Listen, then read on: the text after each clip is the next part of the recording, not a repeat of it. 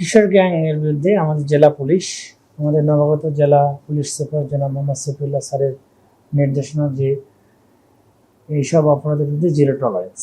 কারণ সামনে ঈদ, মানুষের মাঝে নিরাপত্তা আমাদের সর্বোচ্চ অগ্রাধিকার।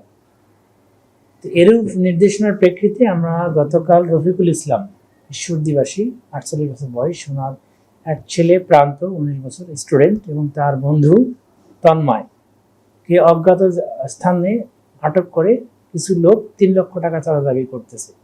এই অভিযোগের প্রেক্ষিতে আমরা পুলিশ সুপার মহোদয়ের নির্দেশনা তৎক্ষণাৎ আমাদের জেলা গোয়েন্দা পুলিশ অভিযানের নামে এবং আমরা সারা রাত অভিযান করে 8 জনকে হাতে নাতে গ্রেপ্তার করতে সমর্থ হই। তবে এরা কিশোর অপরাধে সম্পৃক্ত বলে আমাদের তদন্তে বিভিন্ন তথ্য আসছে।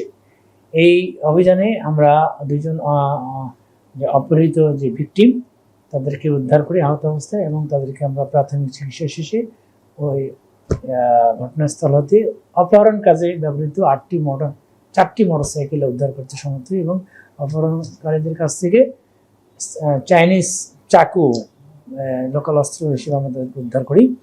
তবে এরা আসলে বিভিন্ন অপরাধের সাথে সম্পৃক্ত বলে আমাদের তদন্তে এসছে এবং আমরা এই বিষয়টা তারা আরও অন্য বিষয়ের সাথে সম্পৃক্ত কিনা সবকিছু বিষয়ে আমরা আসলে আমলে নিয়ে কাজ করছি। তবে একটা ইতিবাচক বিষয় হচ্ছে যে এই ঘটনার বা ডিবি পুলিশের এই অভিযানে এলাকাবাসী, গোপালপুরবাসী আসলে অত্যন্ত উচ্ছ্বসিত, তাদের মধ্যে একটা আনন্দের জোয়ার আমরা লক্ষ্য করেছি। তবে আমাদের এই ধরনের অভিযান অব্যাহত থাকবে।